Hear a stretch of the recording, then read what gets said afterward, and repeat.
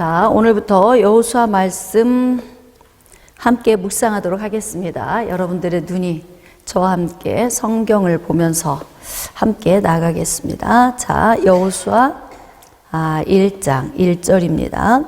여호와의 종 모세가 죽은 후에 여호와께서 모세의 수종자 눈의 아들 여호수아에게 말씀하여 이르시되 내 종 모세가 죽었으니 이제 너는 이 모든 백성과 더불어 일어나 이 요단을 건너 내가 그들 곧 이스라엘 자손에게 주는 그 땅으로 가라. 하나님의 계획은 변하지 않습니다. 자, 하나님의 특별 계획. 하나님의 특별 계획은 어디에서 출발을 했냐면 창세기 3장 15절에서 출발했어요. 범죄한 인간들을 구원하기 위해서 하나님께서 죄가 없으신 여자의 후손, 즉 예수 그리스도를 이 땅에 보내주셔서 믿는 자로 하여금 영원한 생명을 얻게 하시기 위한 이 계획. 이 계획에서 출발해서 하나님의 나라에 대한 역사가 시작이 돼서 자, 예수 그리스도가 이 땅에 오시는 성취, 그리고 마지막 날에 다시 오심. 그러니까 초림과 재림. 자, 여기까지가 사실 구원의 완성입니다. 크게 구원에 대해서 보면은 여기서 구원의 출발이고 예수 그리스도 재림에서 오시는 이때가 구원의 완성이죠. 이제 구원론에 대해서 이제 언제 조금 좀 다뤄야 될 필요가 있는데, 그래서 하나님의 계획은 굉장히 오랫동안, 오랜 세월 동안 우리가 지금 그 성경을 공부하면서 이 성경이 쓰여진 게 약 1600년이라고 하는 시간이 걸렸어요. 그러니까 하나님의 계획은 창세기 3장 15절의 말씀을 예언하면서부터 굉장히 오랜 세월 동안 쭉 지속되어 오는데, 하나님께서 아브라함을 부르시고 그의 자손들을 애굽으로 보내시고, 자, 민족을 이루기까지 430년 기다리셨다가 하나님께서 모세를 세우셨죠. 자, 이제 모세가 죽었어요. 그 뒤에 여호수아가 바통을 이어받게 됩니다. 그게 이제 하나님께서 여호수아에게 명령을 하시는 거예요. 이제 모세 죽었으니까 네가 요단을 건너서 이스라엘 자손에게 주는 약속한 땅 가나안으로 가라. 이렇게 명령을 하시죠. 3절입니다. 내가 모세에게 말한 바와 같이 너희 발바닥으로 밟는 곳은 모두 내가 너희에게 주었노니. 하나님께서 이스라엘 백성들에게 주시고자 하는 그 계획된 땅은 바로 여기예요. 여기 이 지역 가나안, 함의 후예들이 정착한 땅, 이 땅을 하나님이 설정해 놓으시고 이 땅을 주시고자 430년을 기다렸어요. 왜 기다리셨는가요? 그렇죠. 아모리 족속의 죄악이 찰 때까지 하나님이 기다리신 거예요. 그리고 이제 죄악이 차오르기 때문에 아모리 족속을 멸절시키고 이 땅에 이제 하나님의 백성들이 살 수 있도록 이 땅을 허락하신 거죠. 자, 이곳에서 누가 오셔요? 예수 그리스도가 오시죠. 그러니까 굉장히 하나님의 계획이 방대하고, 인류사가 시작하는 그 순간부터 다시 아브라함을 부르시고 선민사를 시작함으로 인하여서 이제 예수 그리스도가 오셨고, 또 이제 재림에서 다시 또 오셔야 되는 그 하나님의 완성의 단계까지 계획은 계속 진행되어 가고 있습니다. 그래서 하나님께서 준비해 놓으신 이 가나안 땅을 이제 너희들이 가서 정복하라 이렇게 말씀하고 계시죠. 5절 말씀입니다. 내 평생에 너를 능히 대적할 자가 없으리니. 여기서 우리가 한번 고민해 봅시다. 여러분, 하나님께서 하나님 나라를 위해서 세우는 하나님의 사람들이 있어요. 하나님의 사람을 세워 놓으시고 만약에 하나님께서 권능을 주시지 않고 하나님이 함께 편이 되어주지 않으면 어떤 문제가 발생할까요? 하나님 나라의 이 완성이 이루어질 수가 없어요. 그러니까 하나님의 사람을 선택해 놓으시고 은혜를 주시는 건 그를 특별히 뭐 더 사랑하고 그가 다른 사람보다 훨씬 탁월하기 때문이 아니에요. 그러면 하나님은 하나님 나라를 위해서 누군가가 일을 해야 할 그 일을 누군가를 통해서 하나님이 맡기실 때 온전히 하나님은 하나님의 특별 계획을 이루시기 위한 목적 때문에 권능을 부어주시고 그 목적 때문에 보호해 주시고 그 목적 때문에 이끌어 가시는 거예요. 그러니까 교만할 필요도 없어요. 뭐 내가 능력 있는 거 아니고 하나님의 목적을 이루기 위해 주시는 거니까. 지금까지는 모세의 수종자 역할을 했으니까 좀 담대함이 아무래도 떨어지겠죠. 근데 이제 모세가 죽었어요. 그런데 하나님께서 뭐라고 말씀하시냐면 능히 너를 대적할 자가 없게 하신다.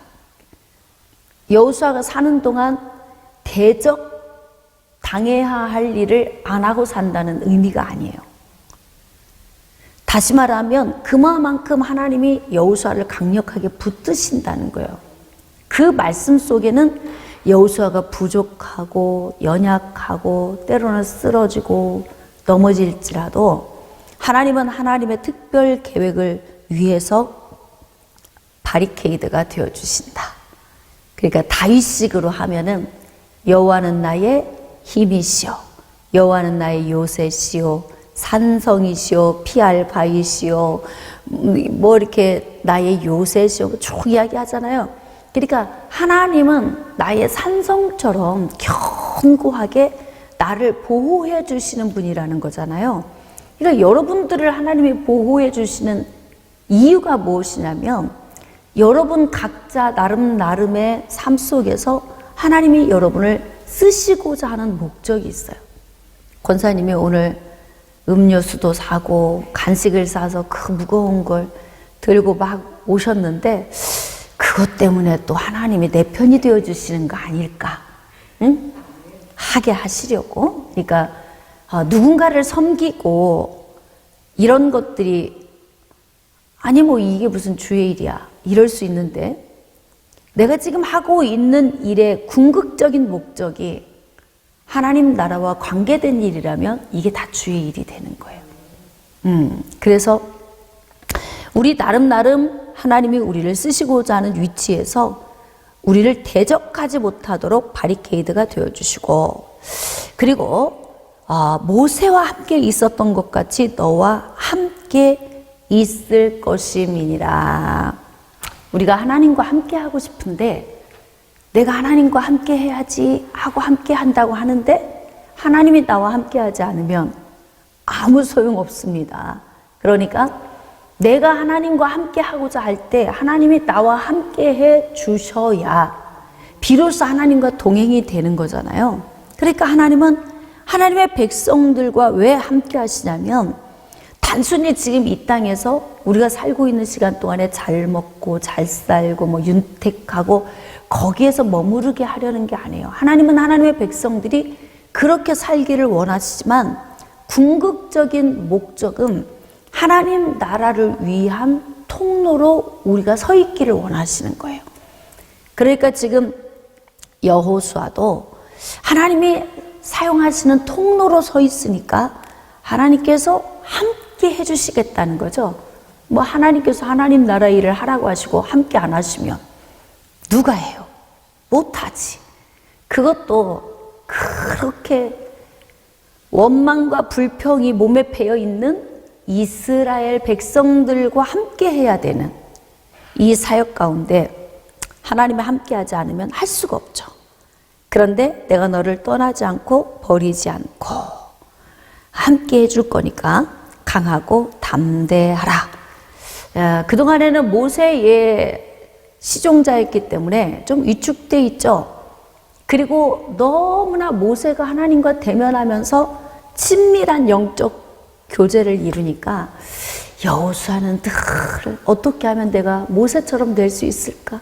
나도 모세처럼 됐으면 좋겠다. 그러면서 늘 모세의 뒤에 따라다니는 연약한 존재로 서 있었을 거예요.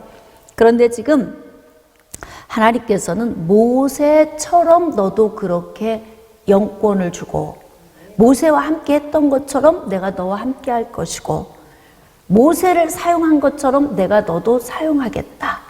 이렇게 약속의 말씀을 주시니까 이제 여기서부터 여호수아가 세워지기 시작하는 거예요. 강하고 담대하라. 너는 내가 그들의 조상에게 맹세하여 그들에게 주리란 땅을 이 백성에게 차지하게 하리라. 모세는 요단 동쪽. 자, 여기까지 모세의 사명이 끝났어요. 그리고 이제 요단 서편에 들어가서 감당해야 하는 사람이 누구냐면 여호수아예요. 그러니까 모세는 40년 이 광야에서 맴돌고, 즉 애굽에서부터 나와서 40년간 맴돌고 지금 요단 동편을 차지하는 데까지 사명이 끝났는데 이제 여호수아는 남아 있는 가나안 정복이 숙제로 주어지게 되는 거죠. 7절입니다. 오직 강하고 극히 담대하여 나의 종 모세가 내게 명령한 그 율법을 다 지켜 행하고 우로나 좌로나 치우치지 말라. 그리하면 어디로 가든지 형통하리니. 자, 형통하려면 어떻게 해야 하는가? 우로나 좌로나 치우치지 말아야 돼요. 자, 그 다음에 어떻게 해요? 하나님의 율법을 지켜 행해야 합니다.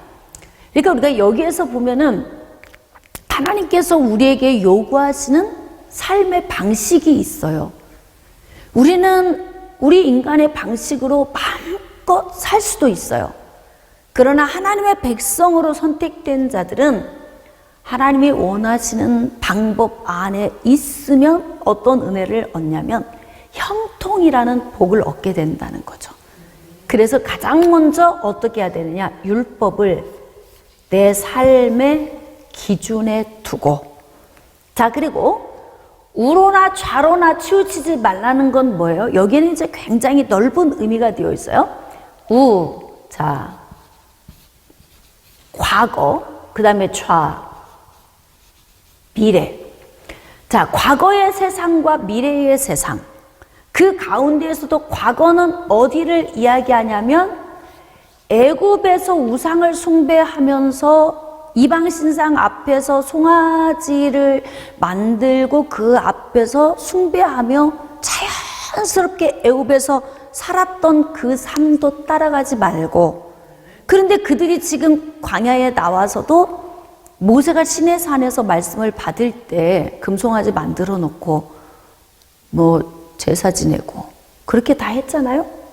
그러니까 이제 하나님이 염려되는 것은 무엇이냐면 나중에 가나안 땅을 정복한 후에 애굽의 풍속이나 가나안의 풍속, 그러니까 과거에 살았던 세상에서의 삶과 앞으로 세상에 정복해서 들어가 살아야 하는 삶, 여기에 타협하지 말아라. 자, 여러분, 그리스도인은 세상과 무관하게 살 수 없어요.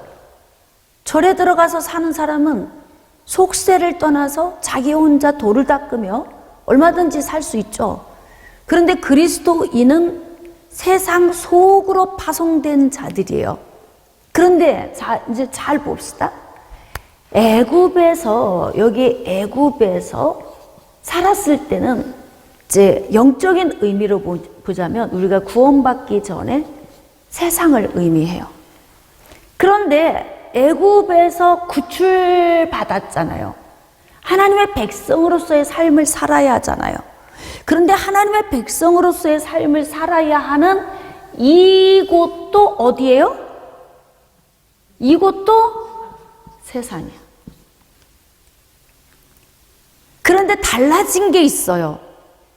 그동안에는 하나님의 백성으로서의 삶을 살지 못했다면 이제는 철저하게 가나안에 들어가서는 하나님의 백성으로서의 삶을 살아야 돼요. 그러니까 우로 치우쳐도 안 되고 좌로 치우쳐도 안 돼요. 안 치우치려면 어떻게 해야 될까? 기준이 있어야죠. 기준. 하나님의 율법, 하나님이 주신 말씀. 그러니까 우리가 이 땅을 사는 날 동안에 우리가 형통한 삶을 살려면 반드시 하나님이 주신 조건부에 이 요소를 충족을 시켜야 돼요. 형통, 그러면 율법, 기준, 말씀이죠. 그 다음에 예수 믿기 전의 세상, 믿고 난 후의 세상, 우리는 세상으로 들어가는 자들이거든요. 예수 믿고 골방에만 있는 건 옳은 게 아니에요. 예수 믿고 구원받은 사람은 무조건 예전에 내가 살던 그 물로 다시 들어가야 돼. 근데 들어가서 어떻게 하느냐? 빛과 소금의 역할을 감당해야 돼. 그러니까 우리는 세상과 같이 살면서 그곳에 부패한 곳, 썩어 있는 곳을 정화시키는 그런 존재로서 우리가 이제 살아가야 되는 거죠. 자, 그래서 하나님께서 기록하신 그 말씀대로 살라는 거죠. 8절입니다. 이 율법책을 내 입에서 떠나지 말게 하고 주야로 그것을 묵상하여 그 안에 기록된 대로 다 지켜 행하라. 그리하면, 다시 말하면 조건부죠. 네가 그렇게 하기만 하면 네 길이 평탄하게 될 것이고 네가 형통하리라. 가나안 땅에 들어가서 살아야 하는 이스라엘 백성들의 삶은 요약하면 아주 간단합니다. 그냥 말씀 붙들고 살아. 그러면 형통해. 이거예요, 요약은. 그러니까 우리가 이제 예수 믿고 구원받아서 교회 와서 예배드리고 말씀 듣고 영적으로 훈련받고 그리고 이제 주중에 파송받아서 세상으로 나가면 어떤 사람은 가정에서 또 직장에서 또 이웃들과 또 사업장에서 이렇게 이제 살잖아요. 근데 그때 우리가 사는 곳이 어디냐면 역시 가나안인 거예요. 그러니까 애굽에서 건진받아서 우리는 다시 가나안으로 파송을 받게 되는 거죠. 그래서 바로 우리가 사명감을 가지고 하나님의 말씀을 붙들고 사는 게 굉장히 중요하다는 거예요. 자, 9절. 내가 내게 명령한 것이 아니냐? 강하고 담대하라. 두려워하지 말며 놀라지 말라. 내가 어디로 가든지 내 하나님 여호와가 너와 함께 하느니라. 함께. 자, 하나님이 눈에 보이지 않지만 이곳에 함께함을 믿으시기 바랍니다. 왜냐하면 하나님은 영이시기 때문에 시간과 공간을 초월해서 역사하시고 또 하나님은 천지에 충만하시니까 안 계신 곳이 없으신 거예요. 그래서 하나님이 함께 하신다는 것을 우리가 믿고 영적으로 담대하게 나아갈 필요가 있습니다. 10절입니다. 이에 여호수아가 그 백성의 관리들에게 명령하여 이르되, 자, 진중에 도로 다니며 그 백성에게 명령하여 이르기를 양식을 준비하라. 사흘 안에 너희가 이 요단을 건너. 자, 이제 모세하고 바통을 다시 그 체인지하고 그리고 이제 여호수아가 여기에서 정비를 하는 거예요. 사흘 후에 이 요단강을 건너가겠다. 그러니까 지금 먹을 양식, 비상식량도 준비하고 이제 긴장감을 가지고 이 강을 건널 준비를 하라는 거죠. 자, 이때 여호수아가 이 이야기를 합니다. 요단 동편을 차지한 사람이 누구예요? 르우벤, 또 므낫세 반,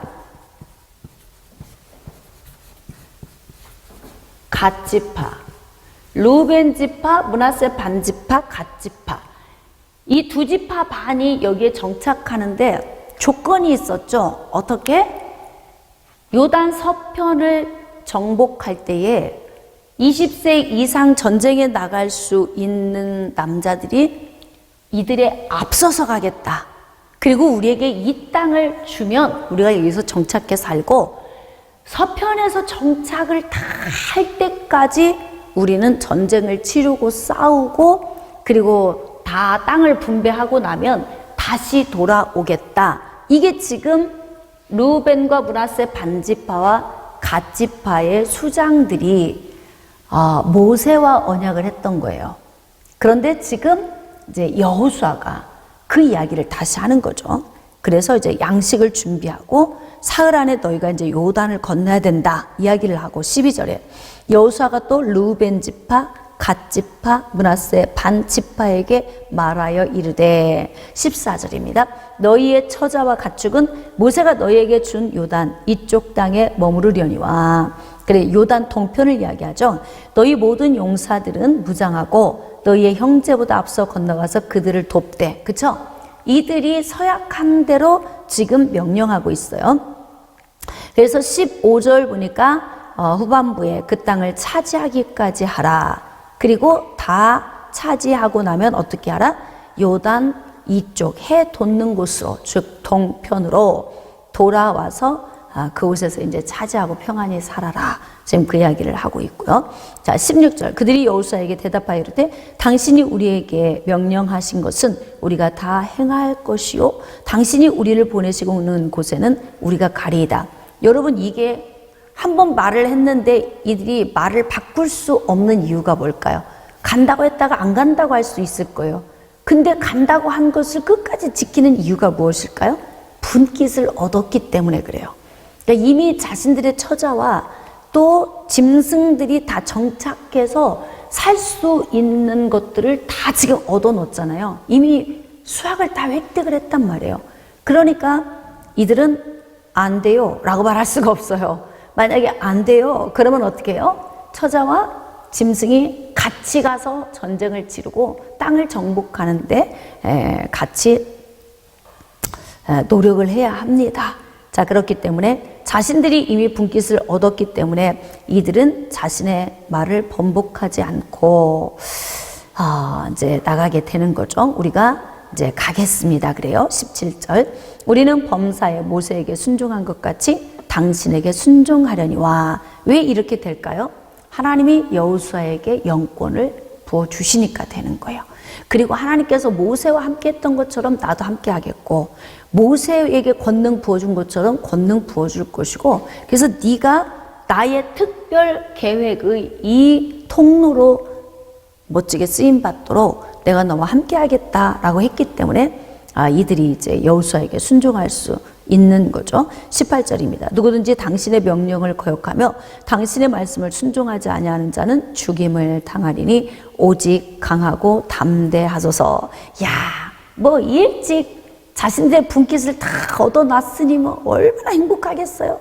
지금 다른 9지파 반은 요단 동편에 가서 싸워야 할 일, 이제 정복해서 나중에 땅을 나누기까지 굉장히 많은 시간을 또 가서 고생을 해야 하는데, 지금 2지파 반은 이 처자들이 평화로다. 굉장히 평안해졌죠. 그러니까 이 사람들은 여호수아 순종하면서 열심히 가서 하겠습니다. 이미 재산 다 얻었으니까. 그래서 2지파 반은 굉장히 평화롭고 분위기가 아주 좋습니다. 자, 2장 1절. 눈의 아들 여호수아가 시딤에서 두 사람을 정탐꾼으로 보내며 이르되.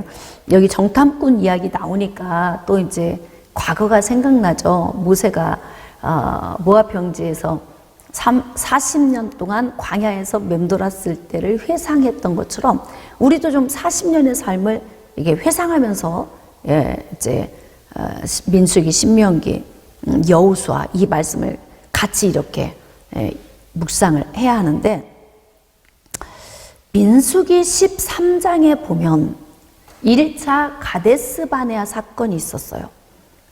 거기에서 이스라엘 백성들이 다 다시 38년을 광야에서 없어도 될 고생을 하게 되는 요인을 만들죠. 원망과 불평하는 것 때문에. 그래서 그곳에서 12명의 정탐꾼을 보냈을 때 그 10명의 부정적인 보고가 그들에게 얼마나 악한 영향력을 끼쳤는지를 우리가 알 수 있어요. 그런데 여기서 보니까 여호수아가 두 사람의 정탐꾼을 보내는 거예요. 그럼 이제 여기서 또 이제 가슴이 또 뜨끔뜨끔하죠. 여기서 또 문제 생기면 어떡하지? 이렇게 10명의 부정적인 보고했던 사람들처럼 이 사람들이 또 가서 또 부정적인 얘기하면 어떡하지? 이런 자라보고 놀란 가슴이 소뚜껑 보고 놀란다 이런 느낌이 오잖아요. 자, 그 땅과 여리고를 엿보라매 그들이 가서 라합이라 하는 기생의 집에 들어가 거기서 유숙하더니, 하나님께서 우리 인생의 발걸음을 인도하시는 것 보면 우리는 미래의 일을 알 수가 없지만 지나고 보면 하나님이 인도하셨구나 이렇게 느껴지죠. 그러니까 여리고에 있는 기생 라합의 집으로 들어갔는데 준비된 여인이에요. 이 여인이 우리가 이제 말씀을 묵상하면 알 수 있지만 하나님께서 그래서 이들을 선한 길로 인도해 주셨구나라는 걸 우리가 알게 되죠. 자, 어떤 사람이 여리고 왕에게 말하이르되 보소서 이 밤에 이스라엘 자손 중에 몇 사람이 이 땅을 정탐하러 이리로 들어왔나이다. 이방인이 온 것을 본 거죠. 그러니까 이제 왕에게 보고를 한 거 아니겠어요? 그랬더니 자, 여리고 왕이 라합에게 사람을 보내 이르되 내게로 와서 네 집에 들어간 그 사람들 끌어내라 그런 거예요. 그런데 이 여인이 어떻게 했어요? 4절 말씀에 두 사람을 이미 숨겼더라. 이게 뭐가 좀 이상하죠? 에? 누가 누구 편 같아? 이방인과 라합이 한 편 같잖아요. 그러니까 가나안 원주민의 땅에 들어갔는데 가나안 원주민으로 살고 있는 라합이 지금 이스라엘 백성 가운데 간 2명의 정탐꾼을 숨겼다 그래요. 그러니까 어찌 보면 서로 이방인이고 서로 대적자이고 조금 있으면 이들이 와서 정복해서 자신들의 목숨을 앗아갈 수도 있는 그런 원수 입장 아닙니까?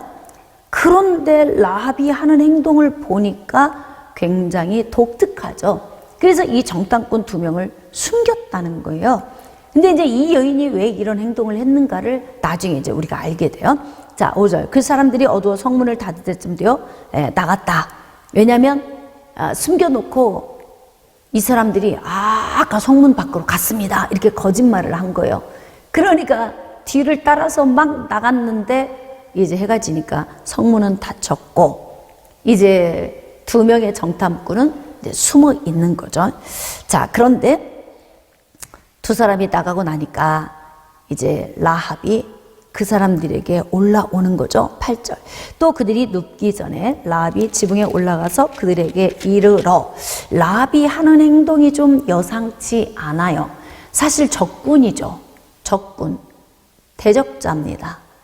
그런데도 왜 이렇게 한편이 되어질까? 여기서 우리가 영적인 의미를 알 수 있어요. 영이 같으면, 신앙이 같으면 한편이다. 원수가 아니에요. 원수가 아니에요. 국가적으로 볼 때는 원수야. 근데 영적으로 볼 때는 하나예요. 그러니까 우선순위가 어디냐면 영적으로 하나가 되면은 육신의 삶에서의 원수 관계도 무너진다, 이게.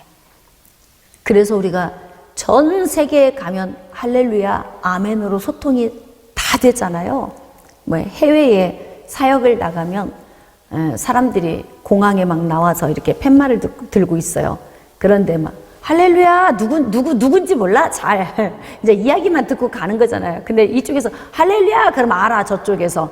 이 할렐루야라고 하는 사람이 오는구나, 예수 믿는 사람이 오는구나, 그러면 이제 그렇게 해서 만나서 생면부지 한 번도 본 적이 없는 사람인데, 그런데 이끌고 가면 따라가요. 또 믿고, 그리고 몇 날 며칠을 함께 복음을 전하고 함께 하다가 돌아와요.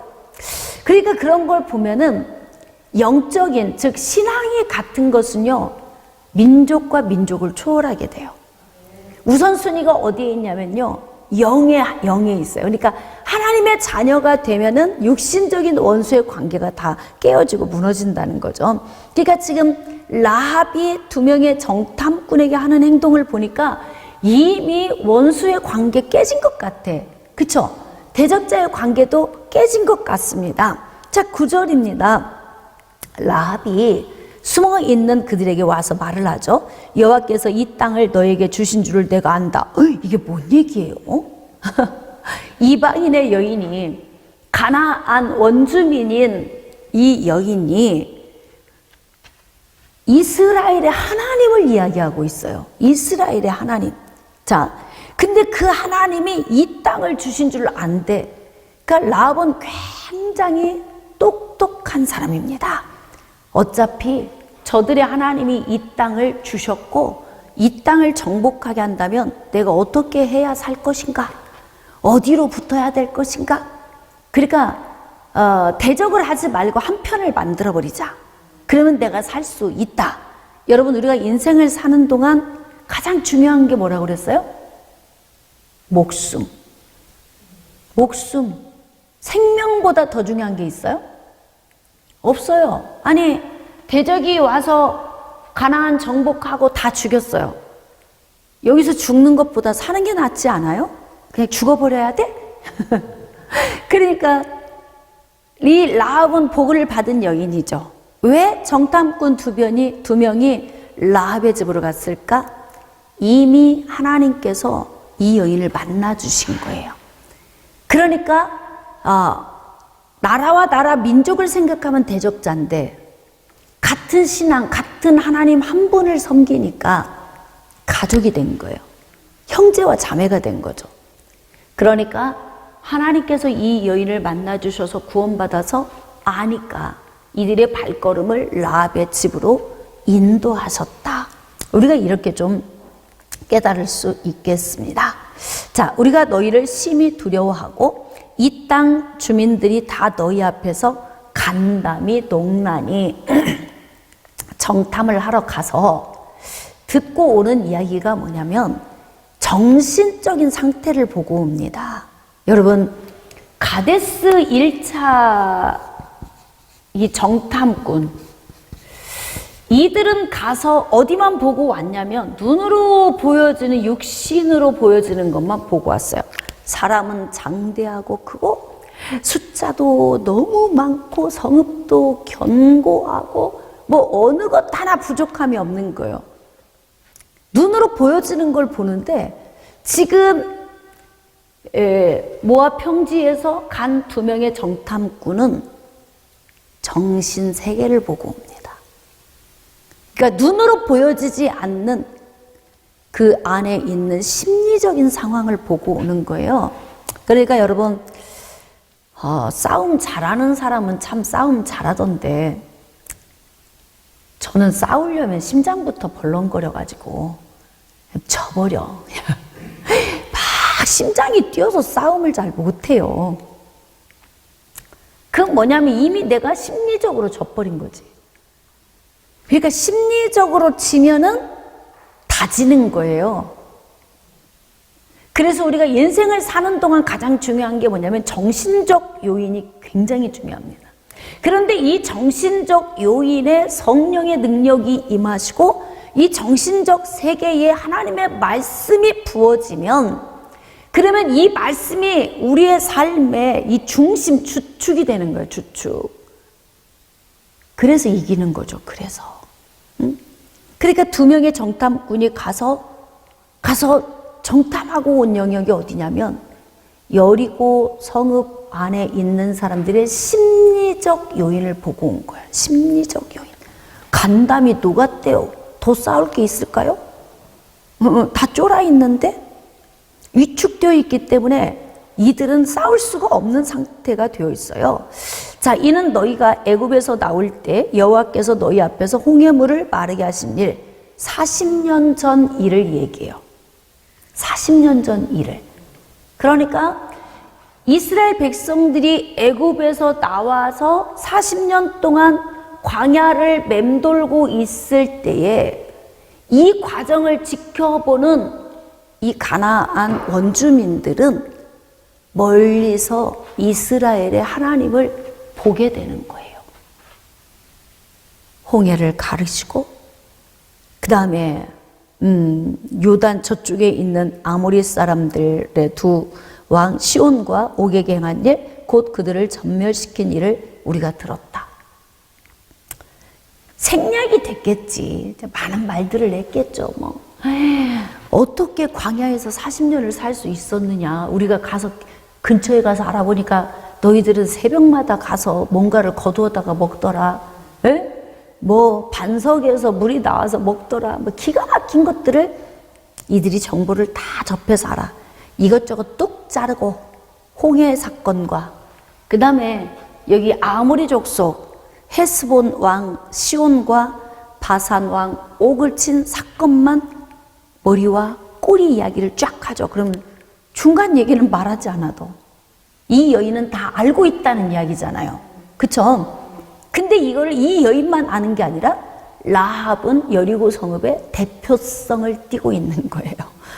그러니까 지금 간담이 녹았다는 건 누구의 간담도 녹았어? 라합도 다 녹았어요. 그러니까 여기서 라합이 똑똑한 거죠. 반드시 홍해를 가르신 하나님, 그 다음에 아모리 족속을 멸하시고 기업으로 땅을 주신 그 하나님이 여기도 지금 점점 이들이 오고 있으니까 어떻게 해서든지 살아야 돼. 그러니까 복을 받으려면 하나님께로부터 복이 와야 복을 받는 거예요.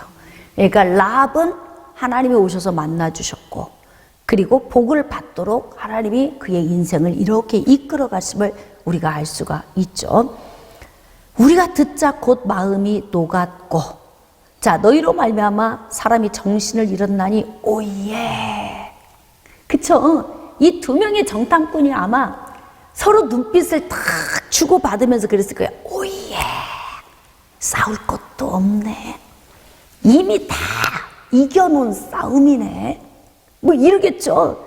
그러니까 여러분, 우리가 이 어둠의 영역에 있는 영적인 세계와의 싸움도 우리 눈으로 덩치 크다고 싸움 잘하는 게 아니에요. 귀신 들린 사람 보세요. 막 허우대 엄청 커도 안에 귀신이 들어있으면 무서워서 벌벌 떤다고. 그러니까 우리 눈으로 보여지는 육신적인 것으로 싸우는 게 아니에요. 영적인 세계는.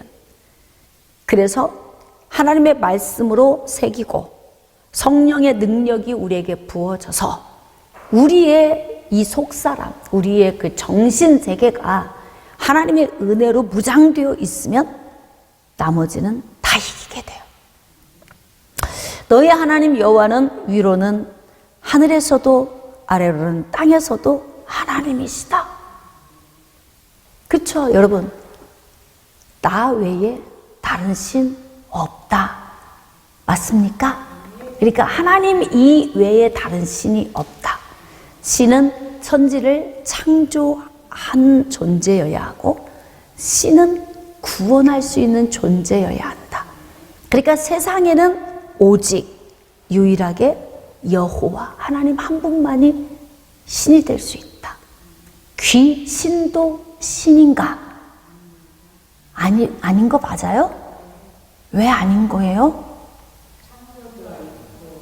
창조주가 아니고 구원도 못하고, 네, 귀신은 신이 아닙니다. 귀신은 피조물입니다.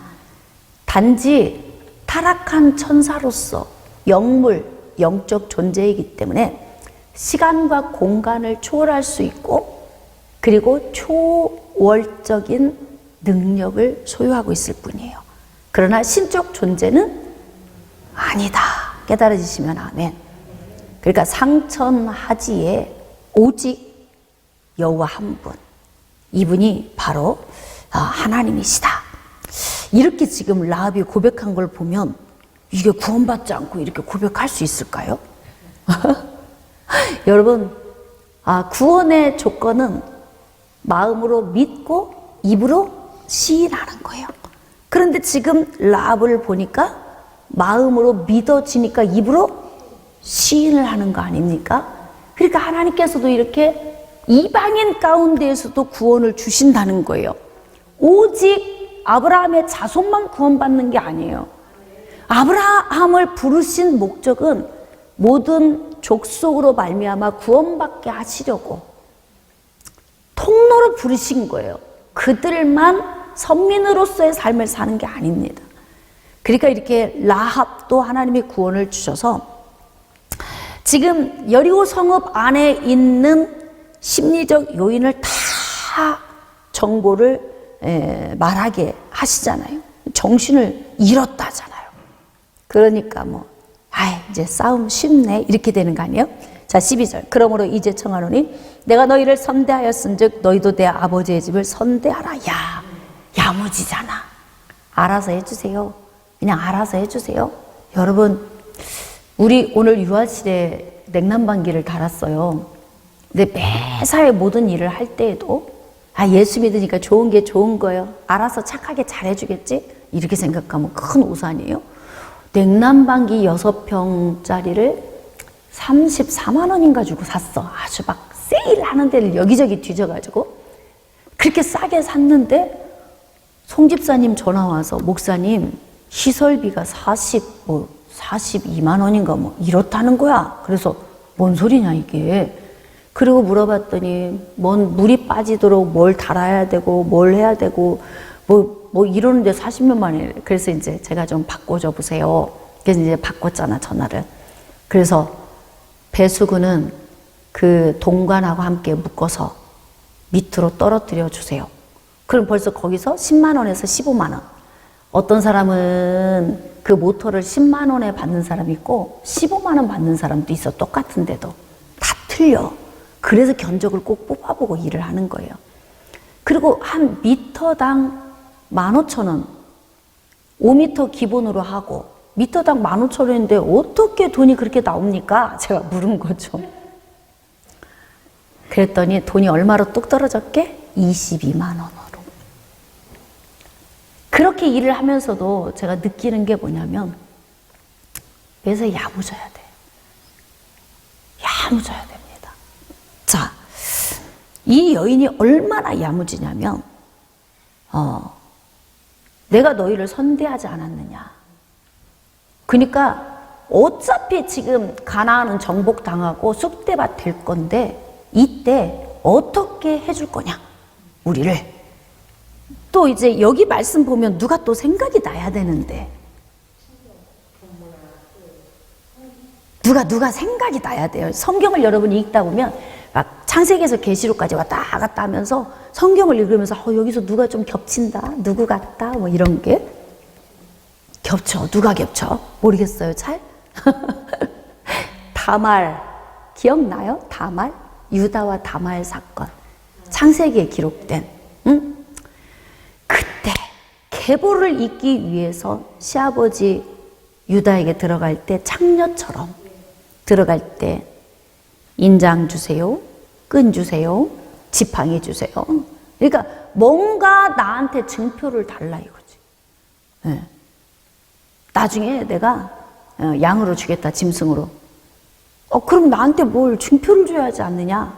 그러니까 지팡이도 주고 끈도 주고 자기의 도장도 주고. 그래서 나중에 그것 때문에 죽음 당할 길을 모면하게 돼요. 안 그러면 죽임 당했을 거예요. 응? 어떻게 감히 지금 과부로서 다 거룩하게 집에 살아야지 임신을 했다고? 네, 그래서 죽임을 돌에 맞아 죽임을 당할 수도 있어요. 그래서 매사에 일을 할 때에는 진짜 좀 야무지게 똘똘하게 일을 잘 하셔야 돼요. 영적인 것도 마찬가지예요. 예수 믿는 사람이 인생 살면서 이런 모습을 보면서 이렇게 살아야 하는구나 이런 걸 알아야죠.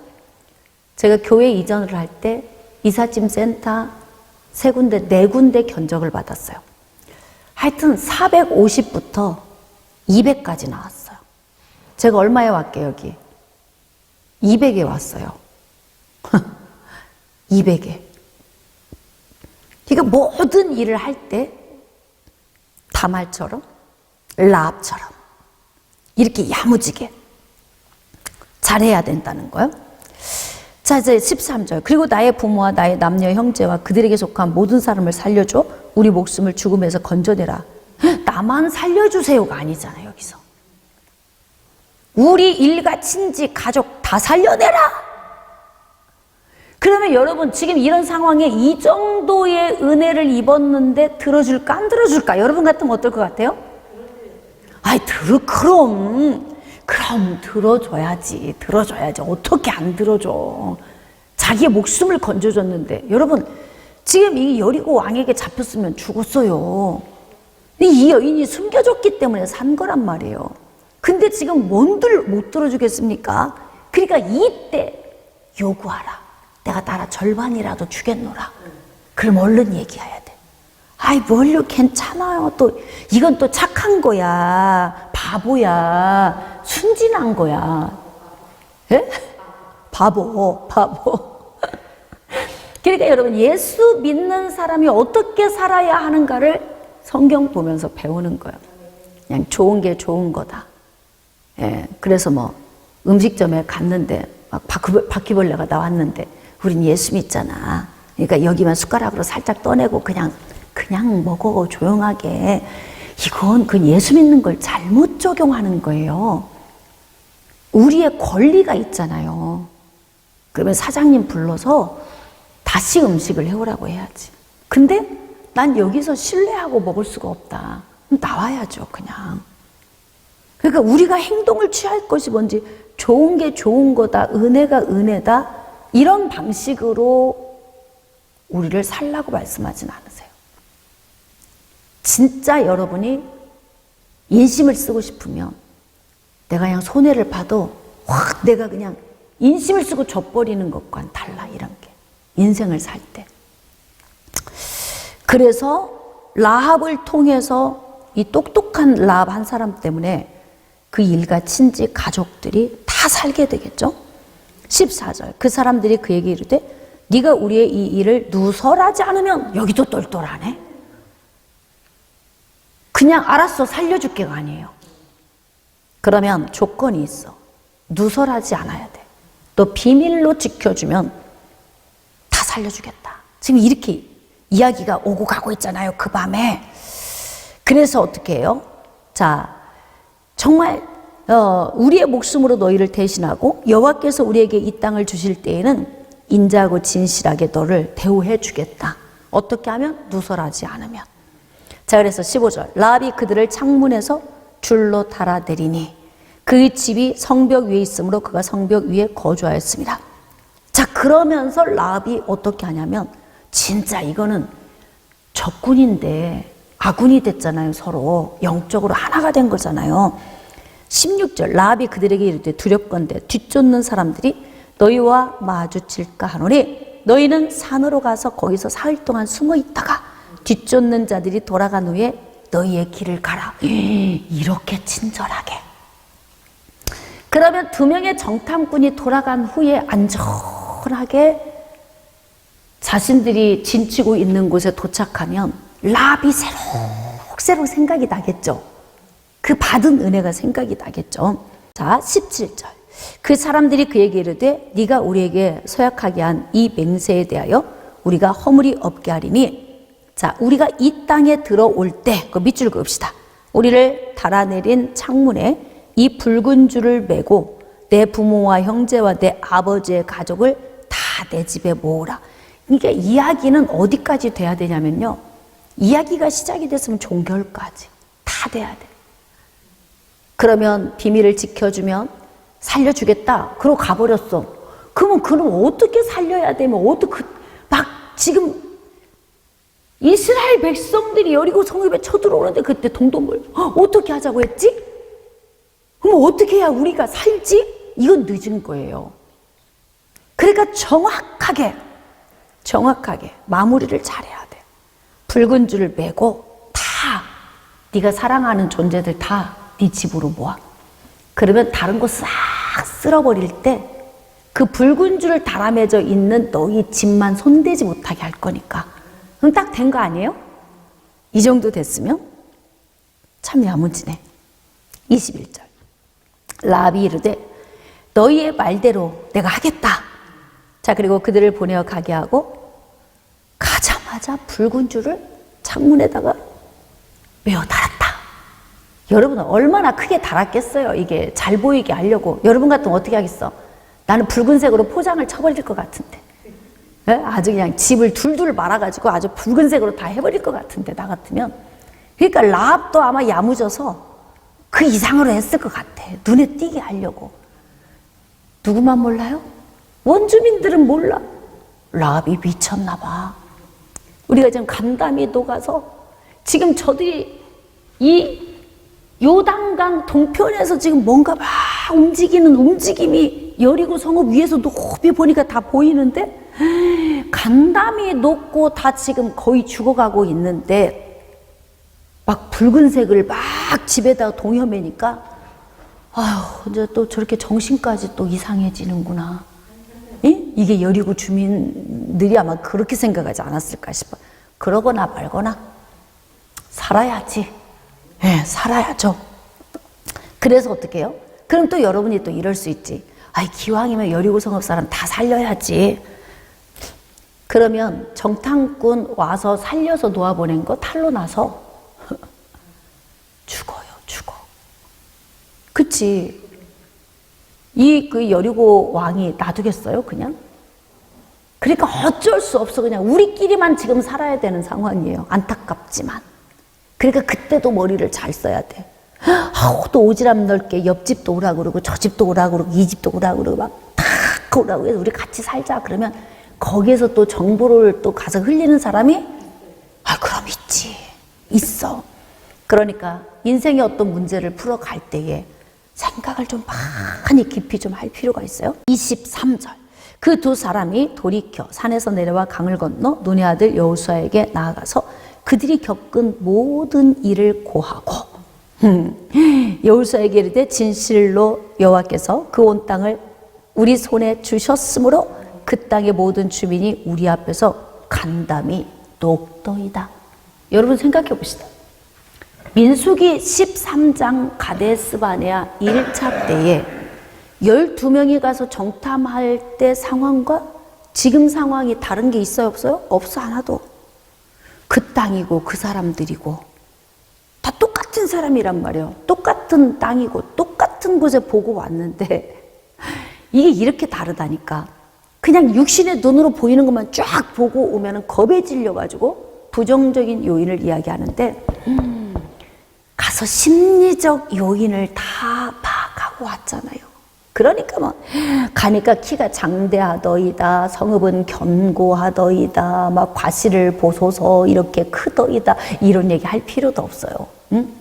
그냥 여호수아여 올라가면 됩니다. 그냥 하나님이 우리 손에 다 붙여서 가보니까 반은 죽어 있더이다. 이렇게. 그러니까 이 사람들이 얼마나 신바람이 나서 왔겠어요. 간담이다 녹더이다. 더 말할 필요 없어. 그냥 가면 되는 거예요.